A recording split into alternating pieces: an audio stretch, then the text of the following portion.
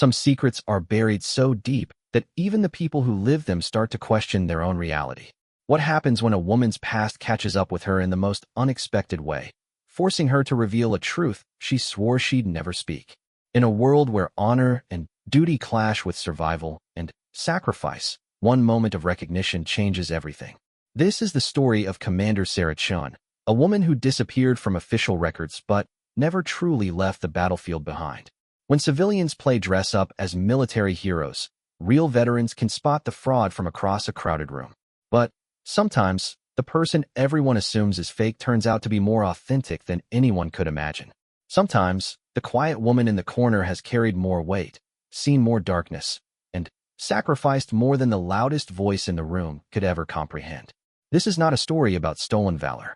This is a story about hidden valor, about a woman whose service was so classified that admitting it could still get her killed, and about the moment when staying silent became more dangerous than speaking the truth. The coffee shop buzzed with the usual Thursday morning energy of downtown Seattle. Steam rose from countless cups while laptops clicked, and conversations blended into a comfortable hum. Sarah Chun sat in her regular corner spot, nursing a black coffee and scrolling through emails on her phone. At 38, she had the kind of understated presence that most people overlooked. Average height, shoulder-length black hair pulled back in a simple ponytail, wearing jeans, and a gray sweatshirt that had seen better days. The sweatshirt was the problem, though she didn't know it yet. Across the shop, Marcus Rodriguez had been watching her for the past 10 minutes. The bold Navy SEALs logo emblazoned across her chest made his blood pressure rise with each passing second. Marcus was a genuine Navy veteran, 3 tours in Afghanistan, and he had zero tolerance for people who wore military gear they hadn't earned. He'd seen too many posers, too many weekend warriors trying to claim glory that belonged to others. "Hey," Marcus called out, his voice cutting through the ambient noise as he stood up from his table. Several heads turned, including Sarah's. "You, with the SEAL sweatshirt." Sarah looked up, her dark eyes meeting his. There was something in her gaze that Marcus couldn't quite place. Not fear, not guilt, but a kind of tired resignation. "Can I help you?" Marcus walked over, his friends trailing behind him. He was a big guy, 6'2" with arms that strained against his sleeves, and he was used to his physical presence making an impact. "I'm wondering where you earned the right to wear that." The coffee shop had gone quiet now. Sarah set down her phone and looked up at him with an expression that remained perfectly calm. "I'm sorry, that sweatshirt." Marcus pointed at her chest. "Navy SEALs. Where'd you serve? What team? When did you graduate BUD/S?" He crossed his arms, confident he had her cornered. In his experience, fake SEALs crumbled under basic questions. Sarah was quiet for a long moment, her fingers wrapped around her coffee cup. When she spoke, her voice was soft but clear. "I think there might be some confusion." "No confusion here, lady. I'm Army, but I know enough SEALs to spot a fraud when I see one. So either you can tell me your story, or I can call you out right here in front of everyone." Marcus was enjoying this now. He lived for these moments of righteous justice.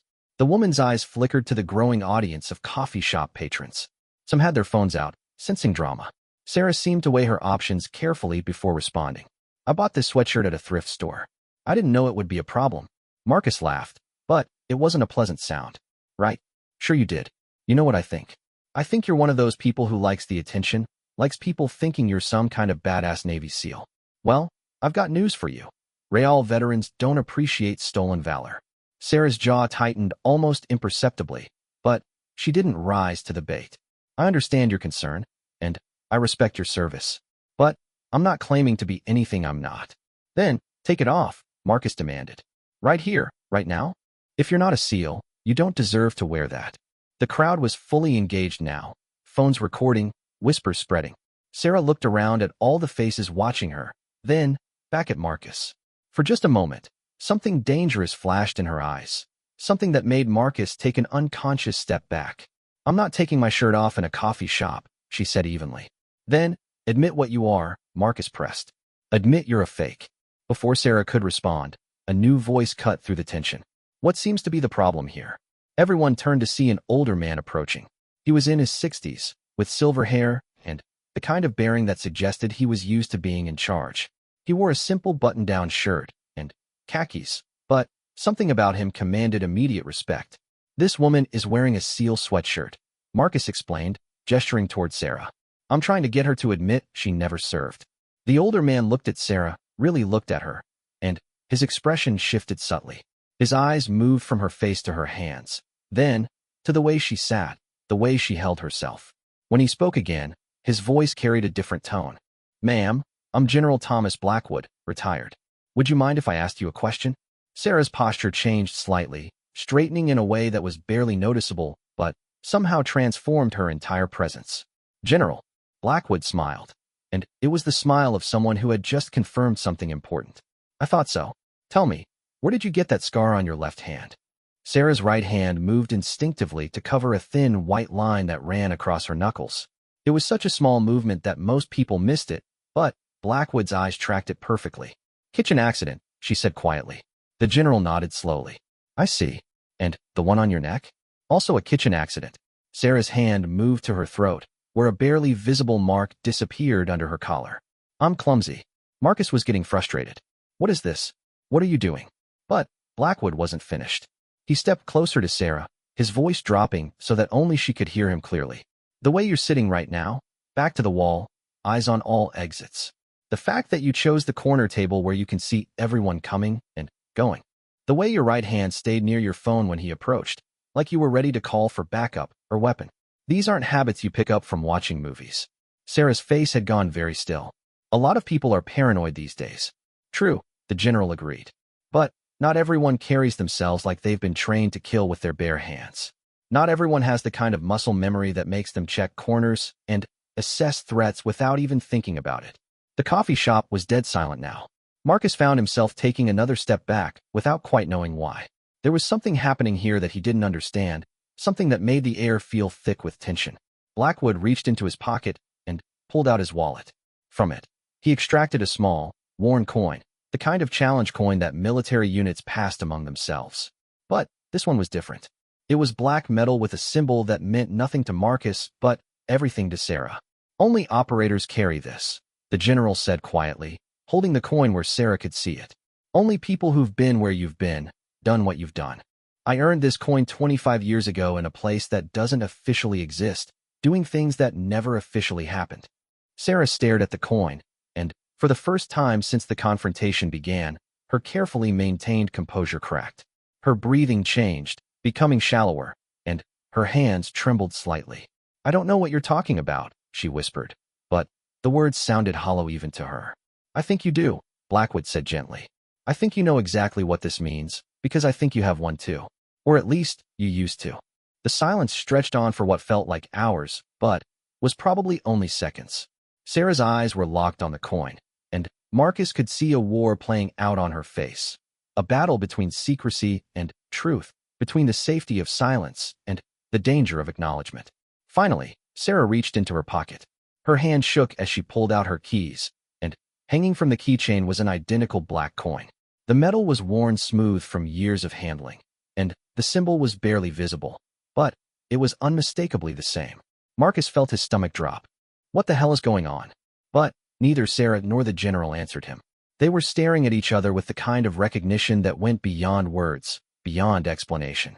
It was the look of two people who had been to the same dark places, who understood the same terrible truths. How long has it been? Blackwood asked softly. For years, Sarah replied, her voice barely audible. 4 years since I officially died. Marcus felt like the world had tilted off its axis. Officially died? What does that mean? Blackwood pocketed his coin and looked around the coffee shop. The audience of civilians suddenly felt like a liability, and his expression hardened. It means this conversation needs to happen somewhere else. Ma'am, I think we should talk privately. Sarah nodded, standing up with fluid grace that Marcus now realized he should have recognized earlier. Everything about her movement was controlled, efficient, deadly. How had he missed it? Wait, Marcus called out as they prepared to leave. I don't understand. What just happened here? Sarah turned back to him, and, for the first time, he saw something that might have been pity in her eyes. Sometimes the people you think are pretending to be heroes are actually heroes pretending to be regular people. But you're a woman, Marcus said stupidly, still struggling to process what he was seeing. SEALs are all men. Officially, yes, the general said, his voice carrying a weight that made Marcus shut up immediately. Officially, women have never served in certain capacities. Officially, a lot of things never happened. Sarah pulled on her jacket, covering the SEAL logo that had started this whole confrontation. I never claimed to be a SEAL, she said to Marcus. You assumed that's what the sweatshirt meant. Then what are you? Marcus demanded, but even as he asked the question, part of him wasn't sure he wanted to know the answer. Sarah and the general exchanged a look that spoke of shared secrets and dangerous knowledge. When Sarah spoke again, her voice was different, harder, more confident, carrying an authority that made the air itself seem to stand at attention. I'm someone who never existed, she said simply. And, until 5 minutes ago, I was planning to keep it that way. As they walked toward the door, Marcus heard the general say quietly, This is bigger than you know, Commander. We need to talk about why you're here, in this city, at this time. Because I don't believe in coincidences, and neither should you. The door closed behind them, leaving Marcus standing in a coffee shop full of confused civilians, staring at the table where a woman who didn't exist had just revealed a truth that officially never happened. His phone buzzed with a text message from his buddy Jake. Dude, that video is going viral. Everyone's trying to figure out who she really is. Marcus looked around at all the phones that had been recording, at the faces still processing what they had witnessed. He had started this confrontation to expose a fraud, but instead, he had accidentally revealed something much bigger, much more dangerous. And, as he stood there, Marcus began to understand that he might have just made the biggest mistake of his life. The black SUV pulled away from the coffee shop with tinted windows that revealed nothing to the curious onlookers still gathered outside. Inside, Sarah Chin sat in the passenger seat, while General Blackwood drove with the kind of careful attention that suggested this wasn't his first time conducting a mobile briefing. Your real name isn't Sarah Chun, the general said as they merged onto the interstate. It wasn't a question. It is now, she replied, watching the side mirror to see if they were being followed. Old habits died hard, and some habits were designed to keep you alive. Legal name change, or just documentation? Both. Clean slate, new identity, the whole package. Took 6 months to arrange after I went dark. Sarah's voice was steady, but her hands betrayed her tension, gripping the door handle with white knuckles. Blackwood nodded grimly. That kind of documentation doesn't come cheap. And it doesn't come easy. Someone with serious juice had to make that happen. Someone did. Sarah's jaw tightened. Someone who promised me that if I disappeared, if I stayed dead, the people I cared about would be safe. They drove in silence for several minutes, winding through Seattle's hills toward the waterfront. Finally, Blackwood pulled into an empty parking lot overlooking Puget Sound. The gray water stretched endlessly toward the horizon, and the only sounds were the distant calls of seagulls and the gentle lapping of waves against the shore. What do you know about Operation Nightfall? The general asked, turning off the engine. Sarah's face went completely white. That operation doesn't exist. It does to me, Blackwood said quietly. Because I authorized it. The words hit Sarah like a physical blow. She turned to stare at him, really seeing him for the first time since the coffee shop. You're him. You're Blackbird. I was, he confirmed. For 12 years, I ran the most classified operations this country has ever conducted. Operations so black they don't appear in any database, any file, any record anywhere. Operations that used assets who officially never existed. Sarah's breathing was becoming shallow again. How did you know? How did you recognize me? I recognize all my assets, Blackwood said simply. Even the ones who were supposed to be erased from my memory. He paused, studying her face. Especially the ones I personally recruited. You didn't recruit me, Sarah said, but there was uncertainty in her voice now. No, I didn't. But I inherited you. Lieutenant Commander Elena Vasquez, Navy Intelligence, recruited by my predecessor in 2015. Graduated top of your class from the Naval Academy. Specialized training in 6 different combat disciplines. Fluent in 4 languages. Doctorate in International Relations from Georgetown. You were 26 years old when you volunteered for the most dangerous program the military has ever created. Sarah closed her eyes. Hearing her real name spoken aloud after 4 years felt like being punched in the stomach. Elena Vasquez died in 2020. Car accident outside Kabul. Officially, yes. Closed casket funeral, flag ceremony, the whole 9 yards. Your parents still visit the grave. Blackwood's voice was gentle, but relentless. But you and I both know what really happened in that compound outside Kandahar. Sarah's hands were shaking now. Stop. 48 hours of hell. 17 enemy combatants. A mission that was supposed to be intelligence gathering only, but turned into a firefight that lasted 2 days. You held that position alone for 16 hours after your extraction team was compromised. Stop, she said again, louder this time. You killed 12 men with your bare hands because your ammunition ran out. You cauterized your own wounds with a heated knife blade. You walked 14 miles through enemy territory to reach the extraction point, carrying classified intelligence that prevented a terrorist attack on American soil. Stop, Sarah screamed, and the sound echoed across the empty parking lot. She was hyperventilating now, her chest heaving as memories she had spent 4 years suppressing came flooding back. Blackwood waited patiently while she fought to regain control. When she finally looked at him again, tears were streaming down her face. That mission broke you, he said softly. Not physically. You healed from the physical wounds. But, mentally, emotionally, you were done. The doctors said you had PTSD so severe that you were a danger to yourself and others. The psychological evaluation recommended permanent psychiatric care. Sarah wiped her eyes with the back of her hand. So you had me killed. I had Elena Vasquez killed, Blackwood corrected. Because Elena Vasquez was a weapon that had become unstable. But, you, the woman you became after that mission, you deserved a chance at a normal life. Normal? Sarah laughed bitterly. You think this is normal? I haven't slept through the night in 4 years. I can't be in crowds without counting exits. I can't have relationships because I'm terrified of hurting someone. I can't even remember what it feels like to be truly relaxed. But, you're alive, Blackwood pointed out. And, so are your parents, and, your sister, and, her 2 kids. Sarah's head snapped up. What does that mean? It means that Elena Vasquez had enemies. Real ones. The intelligence you gathered in Kandahar exposed a network that reached all the way to the highest levels of several governments. There were people who wanted you dead, not just for what you knew, but for what you had done to their operations. Blackwood reached into his jacket and pulled out a thick manila folder. 3 assassination attempts in the 6 months after your mission. Your parents' house was burglarized twice. Nothing taken, but listening devices planted. Your sister was followed for weeks before we intervened. Sarah stared at the folder, afraid to touch it. How do you know all this? Because I've been watching over you for 4 years. Making sure the threat was neutralized, making sure your new identity held up, making sure you stayed safe. He set the folder on the dashboard between them. This contains everything. The original threat assessments, the elimination of hostile assets, the ongoing surveillance reports. Ongoing surveillance. Sarah's voice was dangerous now. You've been spying on me? I've been protecting you, Blackwood said firmly. There's a difference. And, before you get angry about it, you should know that it worked. The last verified threat against you was eliminated 18 months ago. Sarah picked up the folder with trembling hands and opened it. The first page was a photograph of herself, taken 3 days ago as she left her apartment building.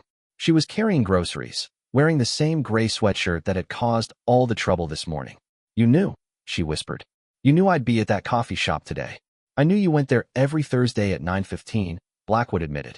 I knew about your routine, your habits, your job at the nonprofit downtown. I've known for months that you were struggling with your civilian life.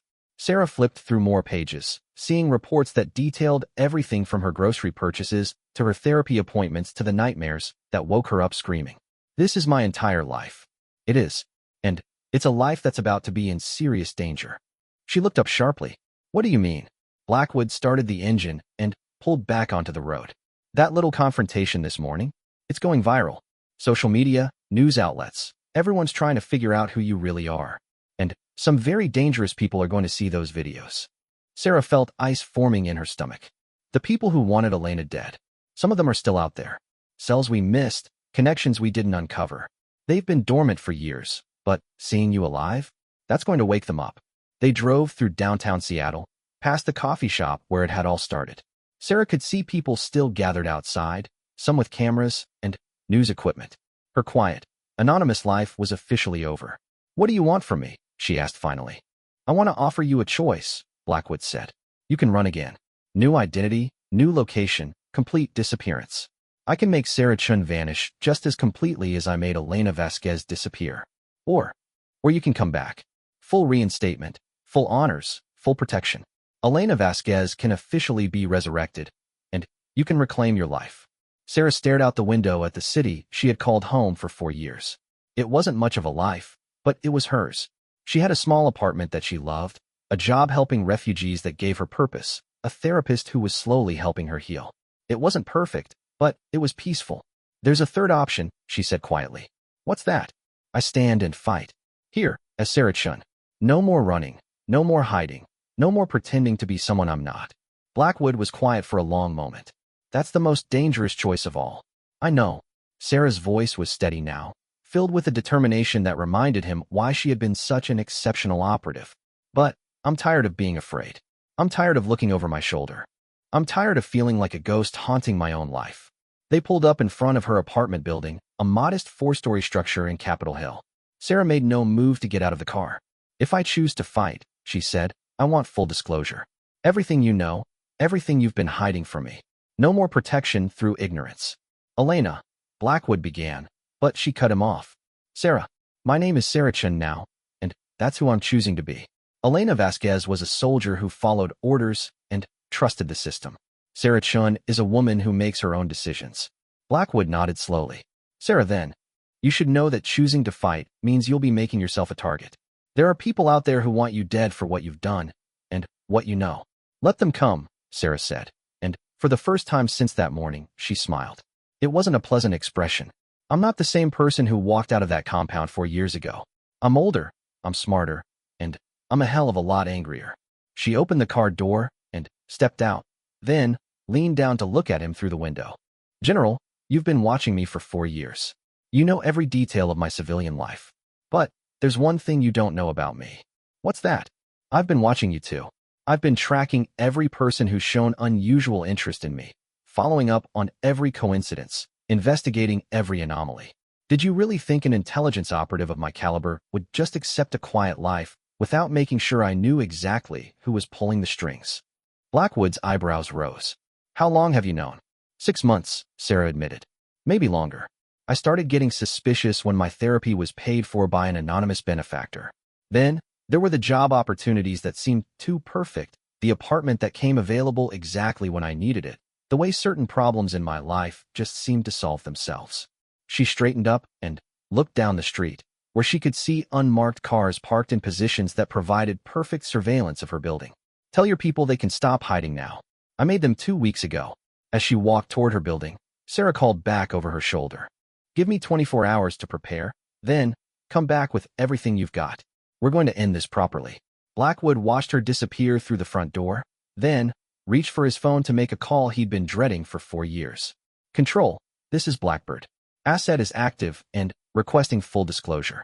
Recommend we initiate Protocol 7. The voice on the other end was sharp and concerned. Sir, Protocol 7 hasn't been used since Operation Nightfall. Are you sure about this? Blackwood looked up at the 4th-floor window where a shadow moved behind curtains, and he thought about the woman who had spent 4 years pretending to be dead while secretly preparing for war. I'm sure, he said. Elena Vasquez is coming home. The safe house was located in an abandoned warehouse in Georgetown, the kind of place that looked like nothing special from the outside but contained enough surveillance equipment and weaponry to outfit a small army. Sarah arrived precisely at 8 p.m., carrying a black duffel bag that she hadn't touched in 4 years. General Blackwood was waiting for her, along with 2 other people she didn't recognize, a woman in her 40s with sharp eyes and graying hair, and a younger man who had the distinctive bearing of someone who had spent serious time in special operations.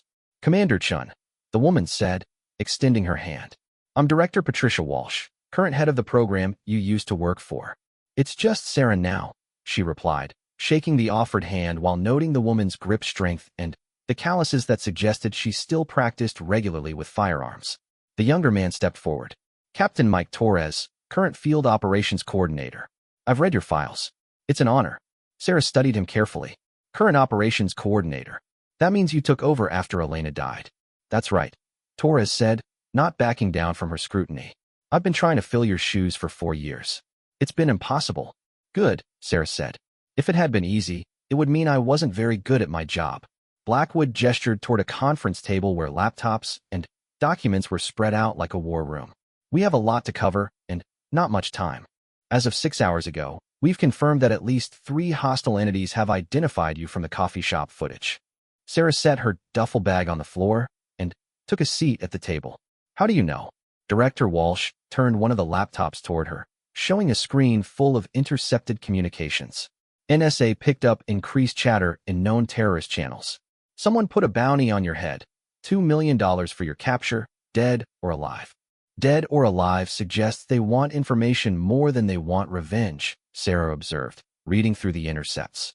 What kind of information are we talking about? The Kandahar files, Torres said grimly. Everything you downloaded from that compound before it went to hell. Financial records, operational plans, personnel lists. Enough to take down networks in 12 different countries. Sarah leaned back in her chair. I gave you everything in my debrief. Everything was acted upon. Not everything, Blackwood said quietly. There was one file you encrypted with your own personal code before uploading it to our servers.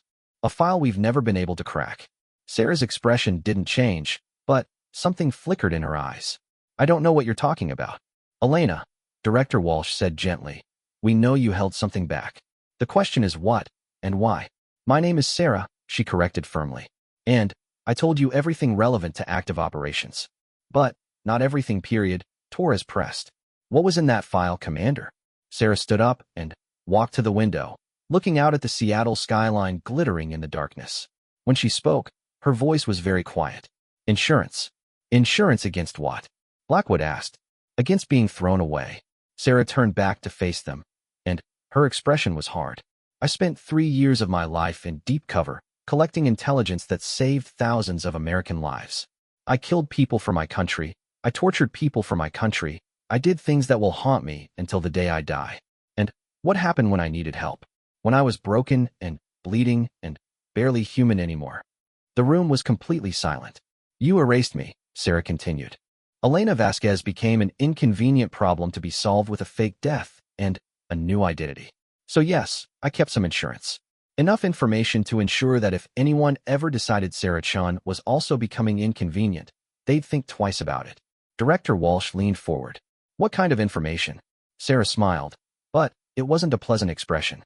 The kind that could bring down 3 senators, for CIA directors, and half the Joint Chiefs of Staff. The kind that could expose off-the-books operations that make Nightfall look like a kindergarten field trip. Jesus Christ, Torres breathed. Now you understand why someone wants me alive, Sarah said. It's not just about revenge for what I did in Afghanistan. It's about what I know about what we've all done everywhere else. Blackwood rubbed his temples. Where is this file now? Safe, Sarah said simply. And it stays safe as long as I stay alive and free. But if something happens to me, if I disappear or die under mysterious circumstances, it gets released automatically. Every major news outlet, every foreign intelligence service, WikiLeaks, the whole 9 yards. That's treason, Director Walsh said, but her voice lacked conviction. No, Sarah corrected, that's survival. Treason would be selling it to the highest bidder. This is just making sure that murdering me would cost more than protecting me. Torres was staring at her with something that might have been admiration. How long have you had this contingency in place? Since the day I woke up in that military hospital and realized no one was planning to visit me. No flowers, no calls, no official recognition of what I'd been through. Just doctors who looked at me like I was a broken weapon that needed to be disposed of quietly. Blackwood closed his eyes. Elena, we were trying to protect you. By lying to me about everything, Sarah shot back. By making me disappear without asking what I wanted. By treating me like I was too damaged to have a say in my own life. You were too damaged, Director Walsh said bluntly. The psychological evaluations were clear. You were suffering from severe PTSD, paranoid episodes, violent tendencies. You were a danger to yourself and others. Sarah laughed bitterly. And now?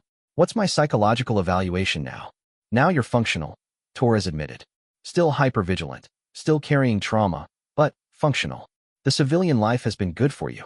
The civilian life I chose, Sarah emphasized. Not the civilian life you forced on me. There's a difference between healing and hiding. A computer chimed, interrupting the tense conversation. Blackwood moved to one of the laptops and frowned at the screen.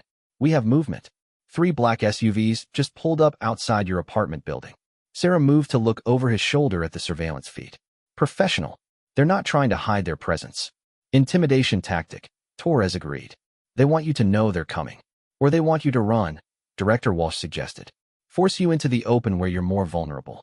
Sarah studied the screen for a moment, watching as men in dark clothing emerged from the vehicles. How many assets do we have in the area? For immediate response. 6, Blackwood said. But if we escalate, we can have a full team here within the hour. Don't escalate yet, Sarah said. Let's see what they want. As if summoned by her words, one of the men on the screen pulled out a cell phone and began dialing. A few seconds later, the phone on the conference table began to ring. Sarah looked at the others, then reached for the phone. Hello. The voice that answered was accented, possibly Middle Eastern, and very calm. Ms. Chun. Or should I say Ms. Vasquez? Sarah works fine. Who is this? Someone who has been looking for you for a very long time. I have a proposition. I'm listening. Come down to the street. Come alone. We will talk like civilized people. Sarah looked at the others and shook her head when Torres reached for his weapon. And if I refuse? Then we will have to discuss matters in a less civilized manner. And I would prefer to avoid that. Give me 5 minutes. Of course. But, Ms. Chun, do not attempt to run. We have people positioned throughout the city. This conversation will happen one way or another. The line went dead. Sarah set down the phone and looked at the others. Well, this is interesting. You're not seriously considering going down there, Director Walsh said. Actually, I am. Sarah moved to her duffel bag and began pulling out equipment she had hoped never to use again. Body armor, communication devices, and a pistol that looked like it had been customized for her hand specifically. It's a trap, Torres said. Obviously it's a trap. Of course it's a trap, Sarah agreed, checking her weapon with practiced efficiency. But it's also an opportunity. These people have been hunting Elena Vasquez for 4 years. Now they've found Sarah Chun. I want to know what they know and how they know it. She slipped the earpiece in and clipped the transmitter to her belt. Besides, you'll be listening to every word. If things go bad, you can move in. Elena, Blackwood said, and she paused in her preparations. You don't have to do this. We can extract you, set you up somewhere new. General, Sarah said, strapping on her holster. I've been running for 4 years. I'm done running. She headed for the door, then paused and looked back. And, just so we're clear, if I don't come back from this conversation, my insurance policy activates in 12 hours. So you might want to invest in keeping me alive. The warehouse door closed behind her with a metallic clang, leaving the others staring at surveillance monitors and hoping they hadn't just watched a dead woman walk out of their lives for the second time. Sarah emerged from the warehouse and began walking toward her apartment building, her footsteps echoing off the empty streets. The night air was cool and damp, typical for Seattle in late fall, and the smell of salt water from Puget Sound mixed with the urban sense of concrete and car exhaust. Through her earpiece, she could hear the team coordinating surveillance and backup positions. It was strangely comforting to have professional voices in her ear again, even if she didn't entirely trust the people behind them. Target approaching, she heard Torres say. 3 individuals visible, probably more in the vehicles. Sarah could see them now, standing in a loose formation on the sidewalk in front of her building. The man in the center was tall and thin, wearing an expensive suit that looked out of place on a Seattle street corner at night. The 2 flanking him were clearly security, their eyes constantly scanning for threats. Good evening, Ms. Chun, the man in the suit said as she approached. Thank you for agreeing to meet. I didn't have much choice, Sarah replied, stopping about 10 feet away from them. You are. Call me Mr. Nazir. I represent certain interests that have been inconvenienced by your past work. I'm retired. So we believed, until this morning. Tell me, how does it feel to be dead for 4 years and then, suddenly, become the most famous person on the internet? Sarah kept her expression neutral. I wouldn't know. I've never been dead. Mr. Nazir smiled. But Elena Vasquez was quite dead indeed. Very convincing funeral, very convincing grave. We sent flowers. How thoughtful. We also sent people to dig up the grave 6 months later. Very disappointing to find only sand and a weighted coffin. Sarah felt a chill that had nothing to do with the night air. You desecrated a grave? We desecrated a fraud, Nazir corrected. Just as you have been living a fraud for 4 years. But frauds have a way of catching up with us, don't they? What do you want? I want the Kandahar files. All of them, including the one you encrypted and never turned over to your handlers.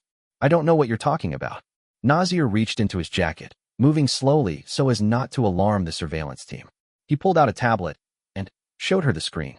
It displayed a photograph of a woman walking into a building, but Sarah's blood ran cold as she recognized the location. Your therapist, Dr. Elizabeth Morgan. Lovely woman, from what our people tell us. Very dedicated to her patients. Sarah's hand moved instinctively toward her weapon, but she forced herself to remain still. If you touch her... Oh, we have no intention of touching her, Nazir said pleasantly. We have no intention of touching anyone, assuming you're reasonable. You see, Ms. Chun, we're not terrorists. We're business people. The information you gathered in Kandahar damaged several profitable operations. We simply want to know what other operations might be at risk. And if I give you what you want, then everyone goes back to their normal lives. Your therapist continues helping traumatized veterans. You continue your quiet work with refugees. And we continue our various enterprises without interference. Sarah looked at the men surrounding her, professional killers trying to pass themselves off as reasonable negotiators. And if I refuse? Then, people you care about begin having accidents. Dr. Morgan first. Then, your friend Jennifer from the nonprofit. Then, perhaps your parents in Florida. Accidents are so tragic and so difficult to prevent. Through her earpiece, Sarah heard Director Walsh's voice, tight with anger. We have snipers positioned. Say the word, and we can end this. But Sarah was thinking about the larger picture, about the networks these people represented, and the resources they had at their disposal. Killing these three would solve nothing, and would only escalate the situation. I need time to consider your offer, she said finally. Of course, 24 hours should be sufficient. We'll contact you tomorrow evening with details for the exchange. Nazir handed her a business card with nothing on it, but a phone number. Oh, and Ms. Chun, please don't attempt to run again. We found you once, we can find you again. And next time, we might not be so patient. The three men walked back to their SUVs with the casual confidence of people who were used to getting their way. Sarah watched until their taillights disappeared around the corner. Then, spoke into her mic, "Did you get all that?" Every word. Blackwood's voice came through her earpiece. "We're running facial recognition on all three, trying to identify their organization." "Don't bother," Sarah said, walking back toward the warehouse. "I know who they are. The question is how the hell they found out about my insurance file." "What do you mean?" Torres asked. Sarah paused under a streetlight, and when she spoke, her voice was cold with certainty. "I mean, someone on our side has been talking to the wrong people. These men knew too much, knew things they shouldn't have been able to find out." "Are you saying we have a leak?" Director Walsh demanded. Sarah looked up at the warehouse where the three people she was supposed to trust were monitoring her every word, and she realized that her carefully constructed new life was about to become very complicated. "I'm saying," she replied, "that Elena Vasquez is about to come out of retirement. And this time, she's not taking orders from anyone." Sarah didn't return to the warehouse. Instead, she walked 3 blocks east, ducked into an alley, and disappeared into the Seattle underground like smoke. By the time Blackwood's team realized she had gone off the grid, she was already implementing a plan she had spent 4 years perfecting. The storage unit in Ballard looked like any of the thousands of identical metal boxes that lined the facility, but inside it was a completely different story. Sarah's fingers flew over the keypad of a hidden panel, revealing a sophisticated operations center that would have impressed the CIA. Multiple monitors, communication equipment, weapons, false identities, and enough cash to disappear anywhere in the world. She had always been a planner. "Computer, initiate protocol Lazarus," she said to the voice recognition system she had installed 3 years ago. The screens came to life, displaying surveillance feeds from locations across Seattle. Her apartment building, the warehouse where she had left the team, the coffee shop where this had all started, Dr. Morgan's office, the nonprofit where she worked. Every place that mattered to her was under her own private observation. But, more importantly, every place was clean. No unusual activity, no surveillance teams, no signs that anyone else was watching the watchers. "Interesting," Sarah murmured, studying the feeds. If Nazir's people were really monitoring her life as closely as they claimed, where were they? Her phone buzzed with an encrypted message from a number she recognized. "Lost bird has flown the coop. Request immediate location." "B," Sarah smiled grimly and typed back. "Bird was never lost. Bird was hunting. Meet me at the place where we first talked. Come alone." She shut down the monitors and armed the security system, then made her way to Pioneer Square through a route that took her through 3 different buildings and 2 sewer tunnels. Paranoia was a survival skill, and she had mastered it long before her official death. The coffee shop was closed at this hour, but Sarah had other plans. She slipped around to the back alley and used a set of lock picks that had been gathering dust for 4 years. Some skills, like riding a bicycle, never really left you. 20 minutes later, General Blackwood found her sitting in the same corner where the morning's confrontation had begun, a steaming cup of coffee in front of her despite the fact that the shop was officially closed. "Breaking and entering now?" he asked as he took the seat across from her. "I made coffee for you too," Sarah said, pushing a second cup across the table. Black, no sugar. Same as you drank in the warehouse. Blackwood sat down carefully, his eyes scanning the darkened shop. How did you know I'd come alone? Because you're the only one on the team who wasn't surprised when Nazir knew about my insurance file. The general's expression didn't change, but Sarah caught the slight tightening around his eyes. It was enough. Explain, he said simply. 3 people in that warehouse knew about the encrypted file I never turned over. You, Director Walsh, and Captain Torres. Within 6 hours of our meeting, hostile actors knew not only that the file existed, but that they needed me alive to access it. Sarah leaned back in her chair.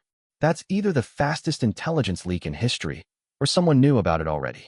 Blackwood sipped his coffee and said nothing. You've been in contact with Nazir's organization for months, Sarah continued. Maybe longer. They've been pressuring you to produce me, to deliver Elena Vasquez back to them for questioning about the Kandahar operation. And what makes you think that? Because you're too good at your job to let 3 hostile actors walk up to my apartment building without a better response plan. Because you had surveillance equipment positioned perfectly to monitor a meeting you supposedly didn't expect. Because everything about tonight felt like a show put on for my benefit. Sarah pulled her phone from her pocket and set it on the table. On the screen was a photograph of Blackwood meeting with a man in a suit, the same man who had introduced himself as Mr. Nazir. Arlington Cemetery, 2 weeks ago. You met for exactly 18 minutes. Then, went your separate ways. I've been tracking you since I figured out you were watching me, General. The question is whether you're working with them or for them. Blackwood stared at the photograph for a long moment, then looked up at her with something that might have been respect. How long have you known? Suspected? 6 months. Confirmed? Tonight, when Nazir knew details about our conversation that only someone on the inside could have provided. Elena, Blackwood began, but she cut him off. Sarah, and before you try to explain this away, you should know that I recorded our entire conversation in the warehouse. If something happens to me, that recording goes public along with everything else. Blackwood leaned forward. You don't understand the situation. Then, enlighten me. Nazir's organization isn't just some terrorist group seeking revenge. They're a front for a consortium of intelligence agencies from at least 4 different countries. They have people inside the CIA, NSA, Pentagon, probably the White House. The normal channels can't be trusted. Sarah felt ice forming in her stomach. What are you saying? I'm saying that Elena Vasquez stumbled onto something much bigger than a terrorist cell in Afghanistan. The intelligence you gathered exposed an international conspiracy involving arms dealing, drug trafficking, human trafficking, and political assassination. We're talking about billions of dollars and thousands of lives. And, rather than expose it, you decided to work with them? I decided to try to control the damage, Blackwood said firmly. The full extent of what you discovered would bring down governments, collapse intelligence agencies, start wars. So yes, I've been negotiating. Trying to find a solution that doesn't end with global chaos. Sarah studied his face, looking for signs of deception. What kind of solution? Limited disclosure. Give them enough to protect their immediate operations, take down the most dangerous actors, and leave the larger structure intact but weakened. And I'm the bargaining chip.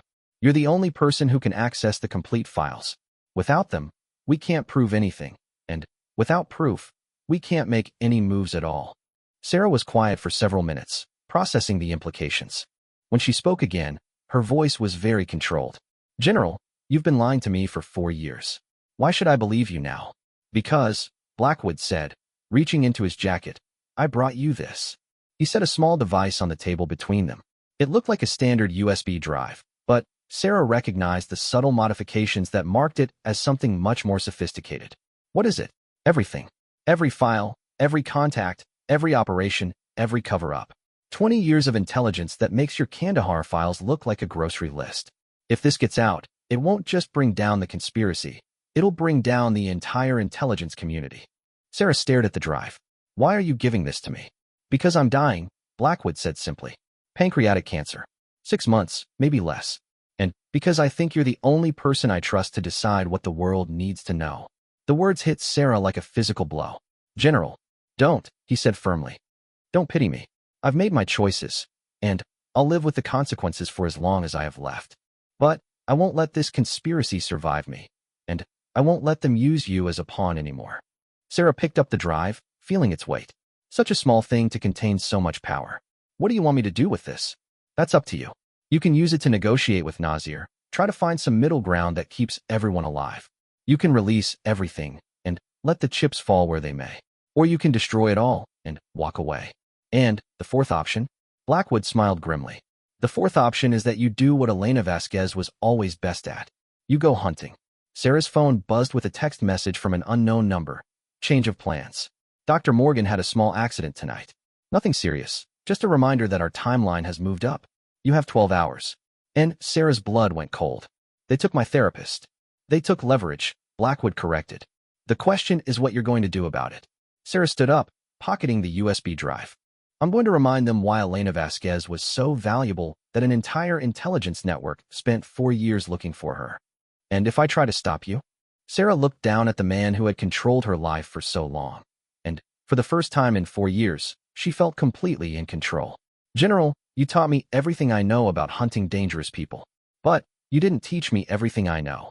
She walked toward the door, then paused and looked back. Oh, and General, that recording I mentioned? It wasn't of our conversation in the warehouse. It was of your phone calls with Nazir for the past 6 months. I've been inside your communications since the day I figured out you were watching me.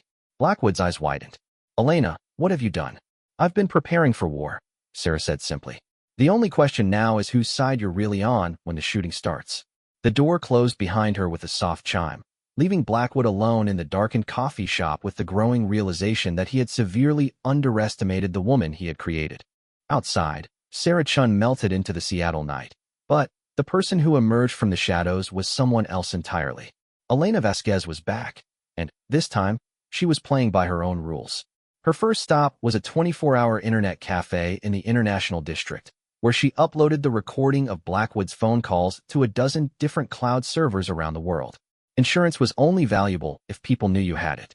Her second stop was a storage facility in Georgetown, where she retrieved equipment that had been waiting patiently for 4 years.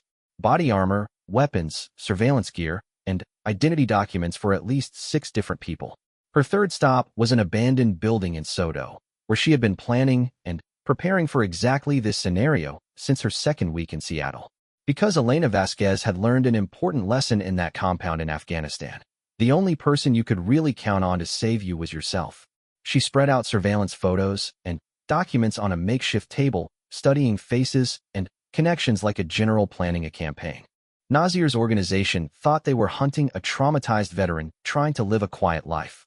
They were about to discover that they had awakened something much more dangerous. Sarah Chun had been content to hide in plain sight, to heal and try to find peace. But Elena Vasquez had never been interested in peace. She had been interested in winning, no matter the cost. As dawn approached over Seattle, she made a phone call to a number that didn't officially exist. "This is Lazarus," she said when the voice answered. "I need extraction for a civilian, full protection detail, and operational support for a direct action mission." "Lazarus protocols were terminated 4 years ago," the voice replied. "Check your current authorization codes," Elena said calmly. "I think you'll find they've been reactivated." There was a long pause, then, "Holy shit. Elena, you're alive." "I'm about to be very alive," she replied. "And some very bad people are about to wish they had left me dead." The warehouse in the port of Seattle looked abandoned from the outside, its windows boarded up and weeds growing through cracks in the concrete. But inside Dr. Elizabeth Morgan sat zip-tied to a chair in what appeared to be a fully operational command center. Banks of monitors showed surveillance feeds from across the city, and armed men moved with the precision of military professionals. Dr. Morgan was 62 years old, a civilian therapist who had dedicated her life to helping trauma victims heal. She had no idea why she had been grabbed from her parking garage, and the men holding her weren't interested in explanations. They had given her water, a sandwich, and assured her that she would be released unharmed once their business was concluded.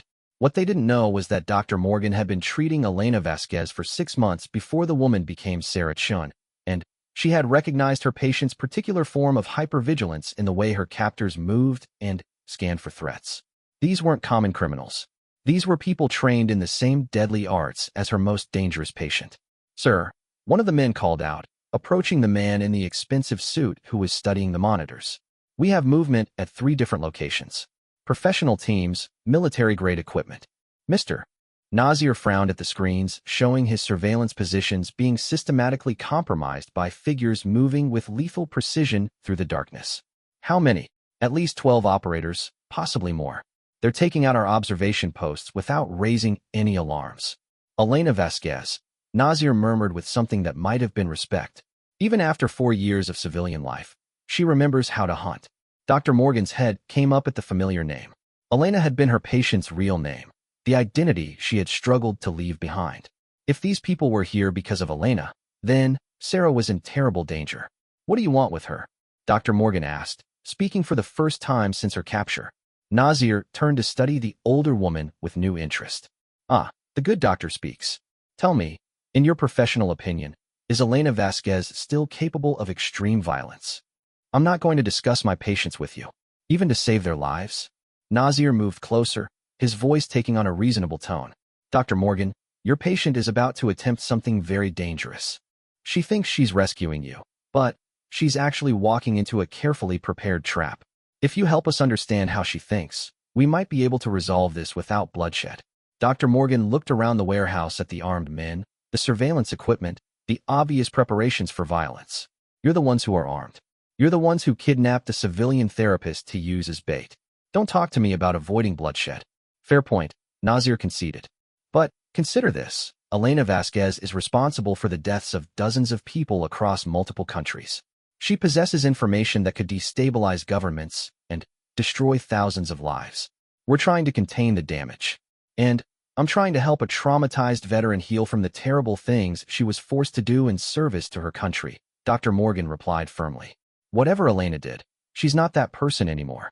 Nazir smiled, but it wasn't a pleasant expression. Doctor, you have no idea who your patient really is. Before Dr. Morgan could respond, all the lights in the warehouse went out simultaneously. Emergency lighting kicked in a second later, bathing everything in an eerie red glow, but the damage was done. In those few seconds of complete darkness, the tactical situation had changed dramatically. Contact, contact, contact, one of the men shouted into his radio. Multiple breaches, north and east walls. Movement on the roof, another voice called out. At least 3 figures. Nazir drew his sidearm and moved toward Dr. Morgan's chair, but froze when a voice echoed through the warehouse from hidden speakers. Attention terrorists, the voice said, and Dr. Morgan's heart leaped as she recognized Sarah's calm, professional tone. You have 60 seconds to release Dr. Morgan unharmed and surrender yourselves. This is your only warning. Elena Vasquez, Nazir called out, not bothering to use the speakers. I know you can hear me. Come in alone, hands visible, and we can discuss this like civilized people. 30 seconds, Sarah's voice replied. I suggest you spend them wisely. If you attack this position, Dr. Morgan dies, Nazir threatened, pressing his gun to the therapist's temple. Dr. Morgan looked directly into the nearest camera and spoke clearly. Sarah, whatever these people want, don't give it to them. I'm not worth compromising yourself or your principles. Doctor, Sarah's voice came back, and this time it carried the cold authority that Dr. Morgan remembered from their early sessions, when Elena had still been close to the surface. With respect, I decide what you're worth. And you're worth more than whatever these people think they're protecting. 15 seconds, the voice announced, and now it was definitely Elena Vasquez speaking, not Sarah Chun. Nazir looked around at his men, all of whom were pointing their weapons at shadows and empty doorways. Elena, be reasonable. You're outnumbered, outgunned, and walking into a prepared defensive position. This doesn't end well for anyone. 10 seconds. I have information you need, Nazir called out desperately. About who really ordered the Kandahar mission. About why you were set up to be discovered. About General Blackwood's real agenda. 5 seconds. Dr. Morgan closed her eyes and tried to prepare herself for whatever was about to happen. In her professional opinion, Elena Vasquez was indeed still capable of extreme violence, but she was also capable of precise, surgical application of that violence in service of protecting innocent people. Time's up, Elena announced. What happened next lasted exactly 17 seconds and would be analyzed by tactical teams for years afterward. The warehouse exploded into chaos as Elena and her team moved with the kind of synchronized precision that only came from years of training together. Flashbang grenades detonated simultaneously at 4 different points, disorienting the defenders while figures in black tactical gear flowed through breaches that seemed to appear from nowhere. Elena herself came through the skylight in a controlled rappel, landing directly behind Nazir before he could react. Her movement was so fluid, so perfectly timed that she seemed to materialize out of thin air. Gun down, step away from her, Elena ordered, her own weapon trained on Nazir's center mass. You're making a mistake, Nazir said, but he lowered his weapon. You don't understand what you're interfering with. I understand enough, Elena replied, quickly cutting Dr. Morgan's restraints. I understand that you threaten innocent people to get what you want. I understand that you think American intelligence assets are commodities to be traded. I understand that you made the mistake of making this personal. Dr. Morgan rubbed her wrists where the zip ties had cut into her skin. Sarah, are you all right? I'm fine, Dr. Morgan. But it's Elena right now. Sarah will be back later. Around the warehouse, Nazir's men were being efficiently disarmed and restrained by Elena's team. Dr. Morgan recognized the professional competence of people who had done this many times before. Elena, Nazir said, his voice taking on a desperate edge. The information I mentioned, about Blackwood, about Kandahar. You need to know the truth. I already know the truth, Elena replied. I've known for months. The question is what we do about it. What do you mean? Elena smiled. And it was the smile of someone who had been playing chess while everyone else was playing checkers. I mean that General Blackwood isn't the only one who's been making deals with international conspiracies. I mean that your organization has been compromised from the beginning. And I mean that every piece of intelligence you've gathered, every plan you've made, every move you've considered has been monitored and recorded by people who are much better at this game than you are. Nazir's face went white. That's impossible. Is it? Elena gestured toward the monitors that were still displaying surveillance feeds. You've been watching my life for months, but did you ever wonder who was watching you? The screens flickered and changed, now showing surveillance footage of Nazir's own meetings, his organization's safe houses, his personal residence. The man who had seemed so confident, so in control, suddenly looked very small and very vulnerable. You see, Elena continued, the thing about intelligence work is that it's like a hall of mirrors. Everyone is watching everyone else, and the only way to win is to be watching from an angle nobody else knows about. Who are you working with? Nazir demanded. People who have been cleaning up messes like your organization for a very long time, Elena said. People who decided that Elena Vasquez was too valuable an asset to stay retired, even if she didn't know she was still working for them. Dr. Morgan was beginning to understand that this was much more complicated than a simple rescue operation. Sarah, Elena, what's really happening here? Elena's expression softened when she looked at her therapist. What's happening is that some very bad people tried to use you to hurt me, and that was the last mistake they're ever going to make. She turned back to Nazir. Your organization, your international conspiracy, your network of corrupt intelligence officers, it's over. Tonight was never about rescuing Dr. Morgan. It was about gathering evidence, recording confessions, and rolling up an entire operational structure. You're bluffing, Nazir said, but his voice lacked conviction. Elena reached into her jacket and pulled out a small device that looked like a sophisticated recording apparatus. Every word spoken in this warehouse for the past 6 hours has been recorded and transmitted in real time to servers in 12 different countries. Your confession about destabilizing governments, your threats against American citizens, your acknowledgement of international conspiracy, all of it. Even if that's true, you can't prove any of it in court. National security, classified information, state secrets. None of this will ever see daylight. Who said anything about courts? Elena asked. This isn't about legal justice. This is about operational justice. The warehouse doors opened, and General Blackwood walked in flanked by a team of federal agents. But instead of looking triumphant, he appeared tired and resigned. Elena, he said quietly, I should have known you'd turn this into something bigger. General, she replied, I should have known you'd try to control the situation even from your deathbed. What's he talking about? Dr. Morgan asked. The general has been playing both sides for months, Elena explained, feeding information to Nazir's organization while pretending to hunt for me, all in an attempt to broker some kind of deal that would preserve the intelligence community's reputation. I was trying to prevent a war, Blackwood said defensively. You were trying to manage your legacy, Elena shot back. But the thing about legacies, General, is that sometimes the truth matters more than the story you want to tell. She tossed him the USB drive he had given her the night before. Everything you gave me, everything they threatened to expose, it's all going public tomorrow morning. Every major news outlet in the free world is going to have the complete files. Blackwood caught the drive and stared at it in horror. Elena, you can't. The fallout will be catastrophic. The fallout will be justice, Elena corrected.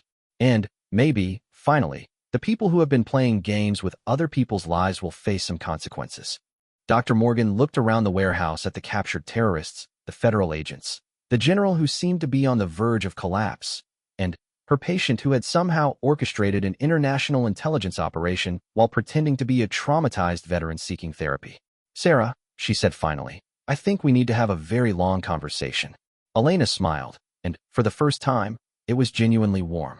Dr. Morgan, I think Sarah Chun is ready to tell you everything. But, first, Elena Vasquez has one more job to finish. She turned to the federal agents. Gentlemen, you'll find everything you need to dismantle this network in the files I'm transmitting to your supervisors. Consider it a retirement gift from someone who spent too many years protecting people who didn't deserve protection. As the federal agents began processing the captured operatives, Elena walked over to Dr. Morgan. Are you hurt? Did they harm you in any way? I'm fine, Dr. Morgan assured her. But, I have to ask, was any of it real? Our sessions, your progress, your healing? Elena considered the question carefully. The healing was real. The progress was real. But, the person doing the healing was always more complicated than Sarah Chun let on. And now, Elena looked around at the warehouse, at the end of an operation that had been years in the planning, at the closure of a chapter that had defined her adult life. Now I think Elena Vasquez is finally ready to retire for real. And Sarah Chun is ready to live an honest life. Dr. Morgan smiled. Then, I think our next session is going to be very interesting. 6 months later, Sarah Chun sat in the same corner of the same coffee shop where it had all begun, reading a newspaper headline that announced the resignation of 3 senators, 2 CIA directors, and the largest intelligence scandal in American history. The article mentioned that the information had come from an anonymous source described only as a patriot who refused to let corruption hide behind classified designations. Marcus Rodriguez walked into the coffee shop and hesitated when he saw her. After a moment, he approached her table. Ma'am, he said awkwardly, I owe you an apology. Sarah looked up from her newspaper and smiled. No, you don't. You saw someone wearing military insignia, and you wanted to make sure they had earned the right. That's exactly what you should have done. But you had earned it. Maybe, Sarah said. But not in any way that you could have verified. You were right to question it. Marcus shifted uncomfortably. The news reports, they say you're some kind of hero. The news reports say a lot of things, Sarah replied diplomatically. What matters is that bad people got caught, and good people got protected. And now, Sarah folded her newspaper and stood up. Now I go to work helping refugees navigate the American immigration system. Now I see my therapist twice a week. Now I try to figure out what a normal life looks like for someone who spent too many years living an abnormal one. She headed for the door, then paused and looked back. Oh, and Marcus? Thank you. For what? For caring enough to call out stolen valor when you saw it. People like you are the reason people like me had something worth fighting for. As Sarah walked out into the Seattle sunshine, she felt lighter than she had in years. Elena Vasquez was finally at peace, and Sarah Chun was finally free to discover who she really wanted to be. The war was over. The good guys had won. And sometimes that was enough.